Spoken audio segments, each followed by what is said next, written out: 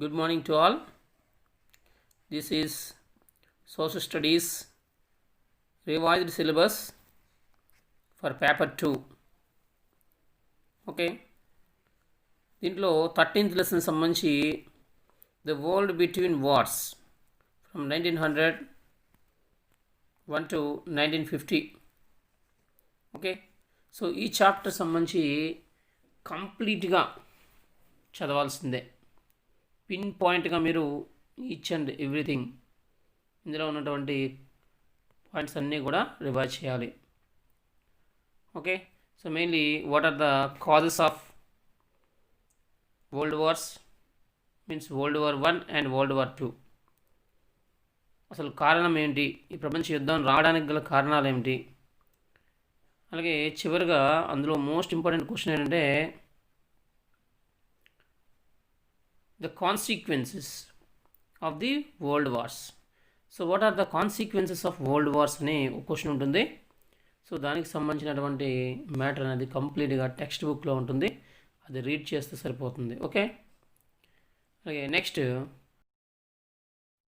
Lesson number 14, the world between wars from 1901 to 1950.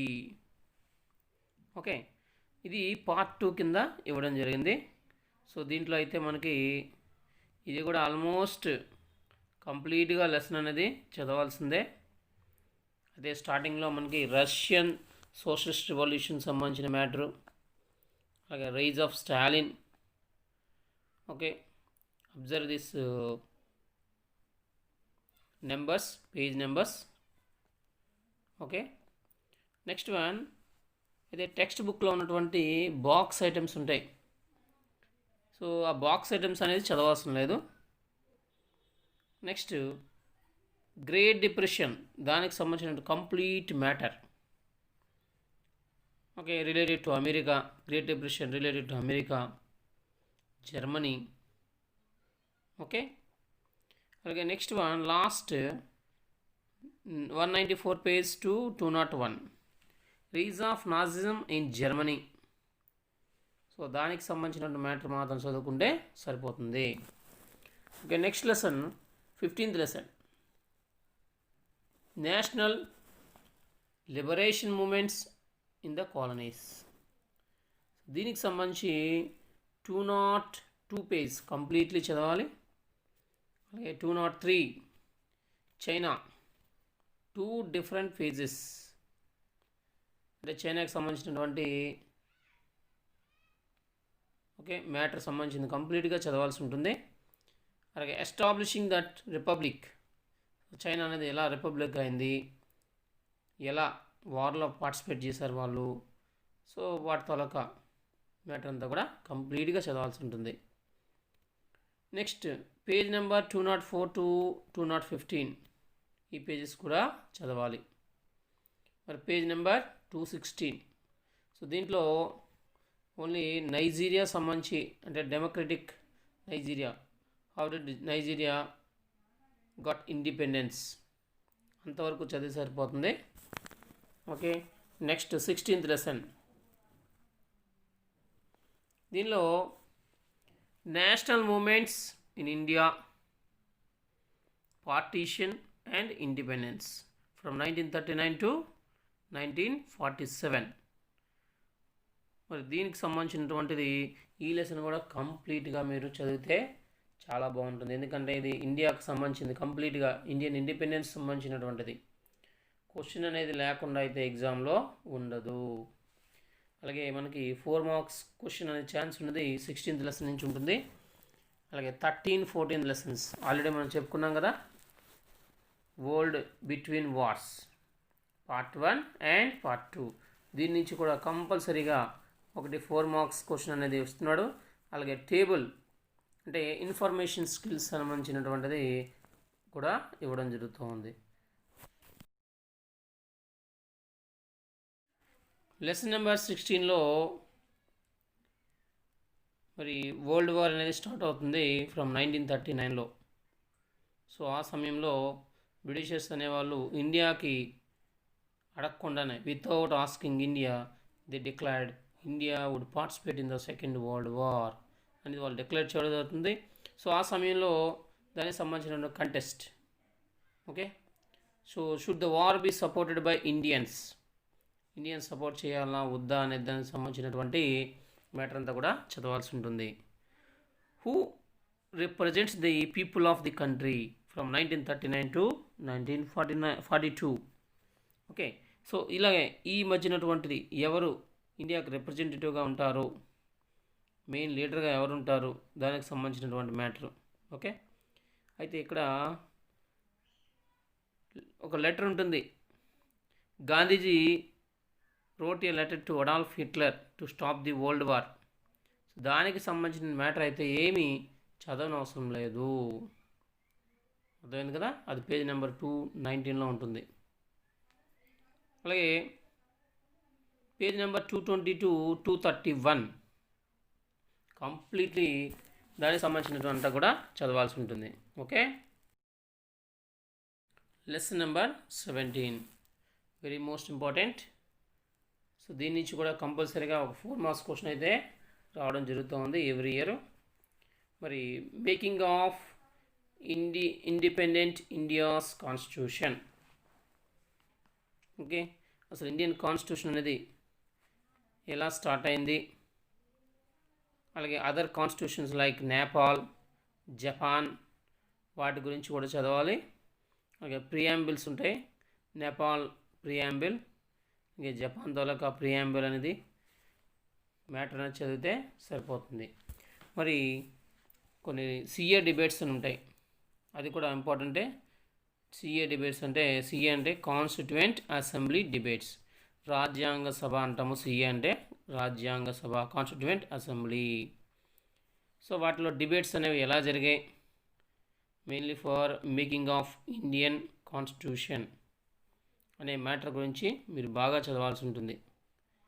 అలాగే debates, reading constituent assembly debates, అలాగే parliamentary system ఏంటి, federal system ఏంటి, అంటే దీన్ని మనం ఫెడరలిజం అని చెప్తాము.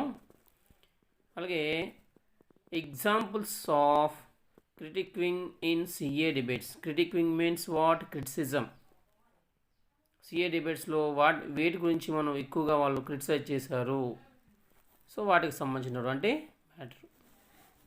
అలాగే examples of debates on fundamental rights. Okay, అలాగే చివరిగా so what are the status of present constitution today. లేదంటే ఈ క్వశ్చన్ గురించి మనం ఒక ప్రజెంట్ కాన్స్టిట్యూషన్ ఎలా ఉంది, ఎన్ని ఆర్టికల్స్ ఉన్నాయి ఏంటనేది మనం క్లియర్గా చదవాల్సి ఉంటుంది. ఓకే, మరి ప్రజెంట్ అయితే 444 ఆర్టికల్స్ ఉన్నాయి, 12 షెడ్యూల్స్ ఉన్నాయి. ఓకే, అమెండ్మెంట్స్ అయితే 103 అమెండ్మెంట్స్ అనేవి ఉన్నాయి. ఓకేనా, రైట్.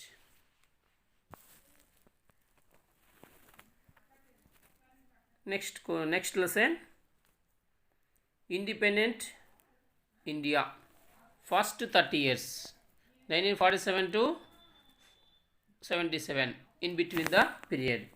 అసలు ఇండియా అనేది ఎలా ఉంది ఆఫ్టర్ ఇండిపెండెన్స్ అనే దాని గురించి క్లియర్గా మనం చదవాల్సి ఉంటుంది. అయితే ఇందులో కొన్ని పాయింట్స్ అనేవి కొన్ని మీరు చదవాల్సిన లేదు. ఓకే, మరి ఈ లెసన్లో పేజ్ నెంబర్స్ చూడండి. 248, 249 ఫస్ట్ జనరల్ ఎలక్షన్స్. అసలు ఇండియన్ ఇండిపెండెన్స్ అనేది ఎలా ఉంది, స్టార్టింగ్లో వచ్చిన టైంలో ఎలా ఉంది ఏంటి. So why that first general elections difficult to conduct. Okay, and page number 250 అయితే డిస్క్రిప్షన్ ఆఫ్ ఎలక్షన్స్ వాటి తాలూకా డిస్క్రిప్షన్స్, ఎలా జరిగాయి ఎలక్షన్స్ అనేవి ఏంటి. అలాగే 1 party dominance in political system. Indian political సిస్టంలో 1 party డామినెన్స్ అనేది ఫస్ట్ 30 yearsలో కొనసాగడం జరిగింది. మరి 1 party డామినేషన్ అంటే ఏంటి, what is that 1 party?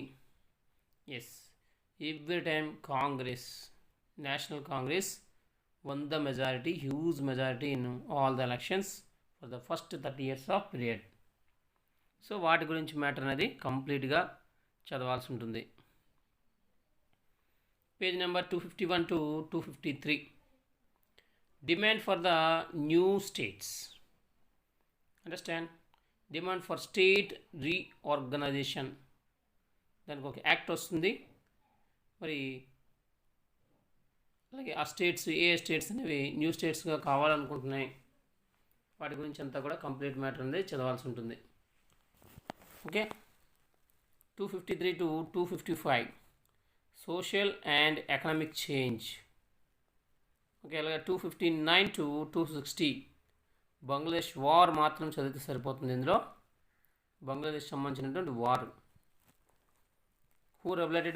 Who liberated Bangladesh country? India only. India అనేది పాకిస్తాన్తో వార్ చేసి బంగ్లాదేశ్కి ఫ్రీడమ్ అవ్వడం జరుగుతూ ఉంది. ఆ వార్లో పాకిస్తాన్ అనేది ఇండియా చేతిలో ఓడిపోవడం జరుగుతుంది. ఓకేనా? మరి దానికి సంబంధించిన matter. So finally Bangladesh got independence in 1971. Page number 260 to 261. Left turn government, very very important. మరి లెఫ్ట్ టర్న్ గవర్నమెంట్ అంటే ఏంటి, దానికి సంబంధించినటువంటి మ్యాటర్. ఇందిరాగాంధీ సంబంధించినటువంటిది మీరు జాగ్రత్తగా అబ్జర్వ్ చేయాల్సి ఉంటుంది. అలాగే ఫైనల్గా ఎమర్జెన్సీ 261. ఎమర్జెన్సీ సిస్టమ్ అనేది ఎమర్జెన్సీ అనేది స్టార్ట్ అయింది ఇండియాలో. సో దానికి సంబంధించినటువంటి మ్యాటర్, ఎలాంటి కండిషన్స్ ఉన్నాయి, ఎక్కడి నుంచి ఎక్కడికి ఎమర్జెన్సీని స్టార్ట్ చేశారు, ఎవరి కాలంలో ఎమర్జెన్సీ అనేది స్టార్ట్ అయింది, ఇవన్నీ కూడా ఆల్రెడీ మనం డిస్కస్ చేసుకున్నాము. ప్రీవియస్గా అయినటువంటి 17th లెసన్లోనే ఎమర్జెన్సీ గురించి 3 kinds ఆఫ్ ఎమర్జెన్సీ ఉంటాయని, వాటికి ఎవరి కాలంలో వచ్చాయని, ఇవన్నీ కూడా మనం డిస్కస్ చేసుకున్నాము. మరొకసారి మీరు వాచ్ చేయండి వీడియోస్ అనేవి. Okay, and also read 18th lesson.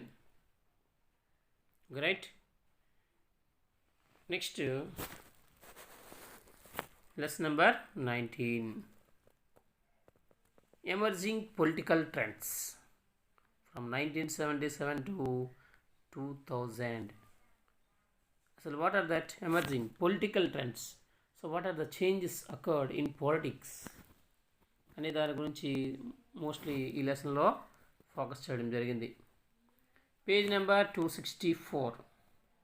So దీంట్లో అసలు వన్ పార్టీ డామినేషన్ నుంచి మల్టీ పార్టీ డామినేషన్కి ఏ విధంగా చేంజ్ జరిగింది ఇండియన్ పొలిటికల్ సిస్టమ్ అనేది, దానికి గల కారణాలు ఏమిటి, ఓకేనా, మీన్స్ మెయిన్లీ కాజెస్. దీన్ని మనం మల్టీ పార్టీ సిస్టమ్ అన్న చూడలేదంటే కోయిలేషన్ గవర్నమెంట్స్ అనేవి స్టార్ట్ అయ్యాయి. Coalition governments. What it is coalition governments? 2 or more parties form together government. Okay, so this is called as a coalition government. చూడండి, మరి first కోalition government అయితే మనకి ఎక్కువ సార్లు గెలిచినటువంటి కోalition గవర్నమెంట్ కూడా UPA, United Progressive Alliance. Very very important. అలాగే మనకి ఎన్డీఏ అని కూడా ఉంది, National Democratic alliance.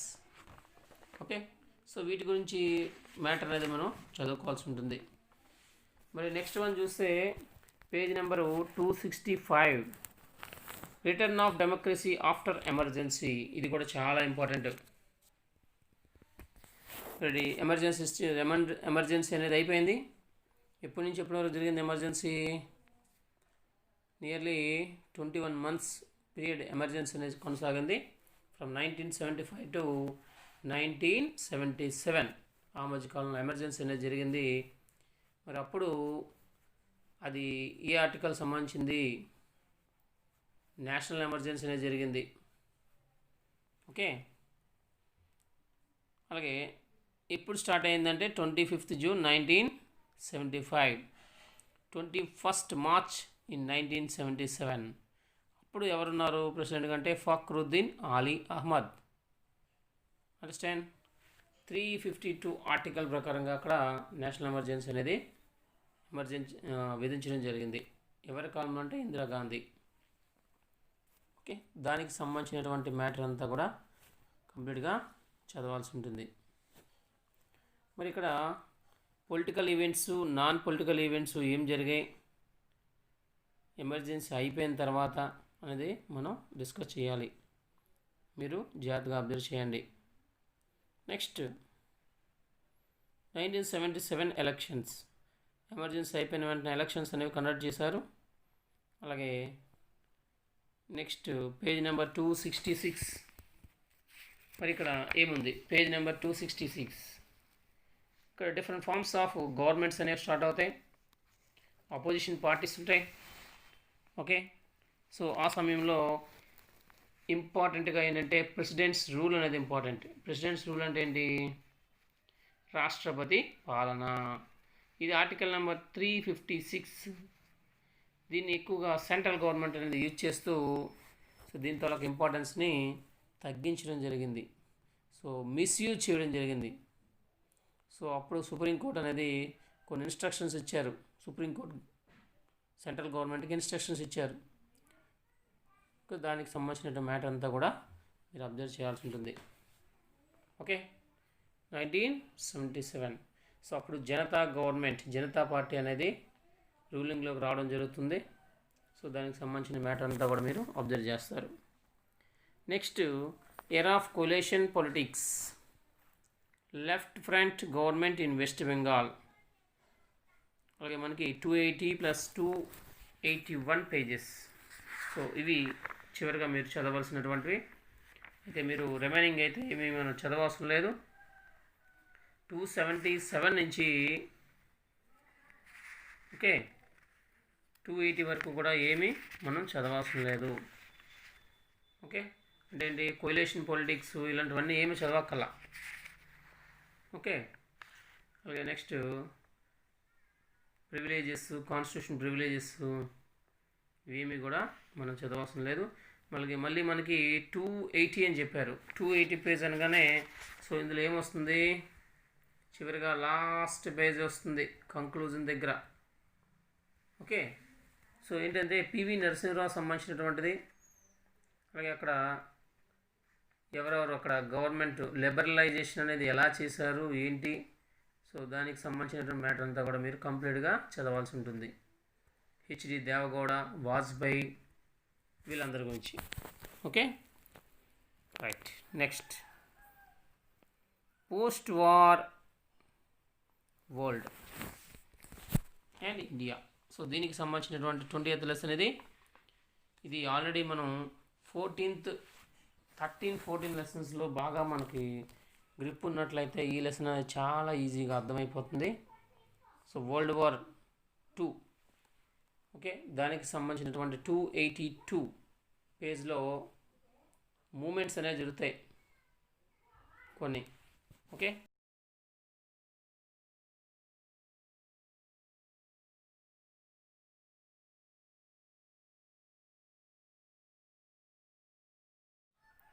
After మార్త్ of world war 2 అంటే వరల్డ్ వార్ 2 తర్వాత జరిగినటువంటి పరిణామాలు ఏమిటి. ఓకే, సో వాటికి సంబంధించినటువంటి మ్యాటరు, ఎంతమంది చనిపోయారు. ఓకేనా, మరి which country was not involved in the war. Mostly చూస్తే మనకి యుఎస్ఏ. కొద్దిగా చెప్పాలంటే యుఎస్ఏ కొంచెం గ్రేట్ కంట్రీగా చివరిగా పార్టిసిపేట్ చేసింది కాబట్టి ఏమీ ఎఫెక్ట్ అవునట్టు కంట్రీ ఏదంటే యుఎస్ఏనే. అలాగే దీనికి సంబంధించిన యుఎన్ఓ సంబంధించి చదువుతారు. తర్వాత కోల్డ్ వార్ అని స్టార్ట్ అవుతుంది. అంటే క్యాపిటలిస్ట్ బ్లాక్ అని, కమ్యూనిస్టిక్ బ్లాక్ అని, ఇది ఆల్రెడీ మనం 14th లెసన్లో చెప్పుకోవడం జరిగింది, 13-14th లెసన్లో. ఓకే, ప్రాక్సీ వార్ సంబంధించిన మ్యాటర్ ఏమీ మనం చదవాల్సిన లేదు. ప్రాక్సీ వార్ అంటే ఇండైరెక్ట్ వార్ అని చెప్తాము. సో ఇది కూడా వన్ కైండ్ ఆఫ్ కోల్డ్ వారే, కానీ అది ఆర్మ్స్ రేస్ అనేది డెవలప్ చేసుకోవడం మనం ప్రాక్సీ వార్గా చెప్పొచ్చు. అంటే యుద్ధానికి సంబంధించిన మెటీరియల్స్ని డెవలప్ చేసుకోవడాన్ని ప్రాక్సీ వార్గా చెప్తాము. అయితే ఈ మ్యాటర్ అనేది ఏమీ చదవాల్సిన లేదు. మరి 287 అలాగే మిలిటరీ ఎలియన్స్ కానీ ఆర్మ్. మరి ఇక్కడ చూస్తే 287లో ఈ పేజ్లో మనకి స్పేస్ సంబంధించిన ఆర్మ్స్ అండ్ స్పేస్. సో వాటికి సంబంధించినటువంటి మ్యాటర్ అనేది మనం చదవాల్సి ఉంటుంది.